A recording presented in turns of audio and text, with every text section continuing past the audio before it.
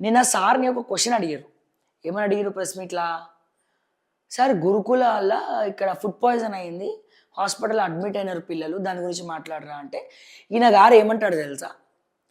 ఈయన మళ్ళా కాబోయే ముఖ్యమంత్రి అని సిగ్గు లేకుండా చెప్పుకుంటాడు. ముఖ్యమంత్రి తర్వాత నేనే ముఖ్యమంత్రిని అని చెప్పుకుంటాడు. ఈయన ఏమన్నాడు తెలుసా? అది నా శాఖ కాదండి. ప్లీజ్ డోంట్ ఆస్క్ మీ అండి. Don't ask me. అది నా శాఖ కాదండి అంటాడు సార్. ఎవరు? మా ఉత్తమ్ కుమార్ రెడ్డి సార్. మరి నీ శాఖ కాకపోతే ముఖ్యమంత్రి అవ్వాలని మాత్రం నీకుంటుందా? డెక్కన్ సిమెంట్స్ తోటి కుమ్మక్కైతో కంప్లైంట్లు ఇస్తావు, గన్ ఎందుకు పెట్టుకుంటారు, ఎవరు తిరుగుతారో తెలియదు, సైలెంట్ అయిపోతావు, కుళ్ళు కుతంత్రాలు చేస్తావు, కుట్రలు చేస్తావు.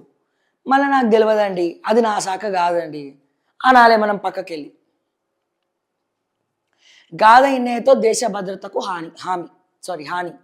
మావోయిస్ట్ భావజాలాన్ని ప్రజల్లోకి తీసుకెళ్లాలని ప్రేరేపించారు. దేశంలో విద్యాపాలన కుట్ర పన్నారు, విధ్వంసాలకు కుట్ర పన్నారు. ఎన్ఐఏ రిపోర్ట్లో కీలక అంశాలు. గాథ ఇన్నయ్య అరెస్ట్ అప్రజాస్వామికం, ఆయన్ను వెంటనే విడుదల చేయాలి భారత్ బచావో నేతలు. ఎస్, సో దయచేసి కమ్యూనిటీలో పోల్ పెట్టండి. గాథ ఇన్నయ్య అరెస్ట్ని ఏ రకంగా చూడాలి? నిజంగానే గాథ ఇన్నయ్య వల్ల దేశ భద్రతకు హాని ఉందా?